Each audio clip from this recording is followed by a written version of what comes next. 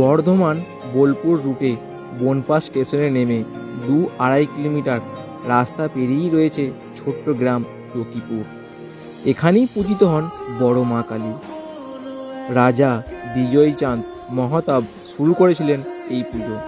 তবে বর্তমানে পুজোর দায়িত্বভারে রয়েছেন স্থানীয় সরকার বাড়ির হাতে। তারা এখন চালাচ্ছেন এই কালী পুজো। জানা গিয়েছে এখন যেখানে দেবীর পুজো হয় সেখানে আগে নাকি ছিল মহাশ্মশান। ডাকাতরা পুজো করত দেবীর। বহুদিন অবহেলিত হয়ে পড়েছিল দেবীর মূর্তি। এরপর সোমনাদেশ পান তৎকালীন রাজা বিজয়চাঁদ মহাতাব। জাঁকজমক সহকারে শতাধিক ঘোড়া, হাতি, ঢাকি নিয়ে পুজো করেন তিনি। তারপর থেকেই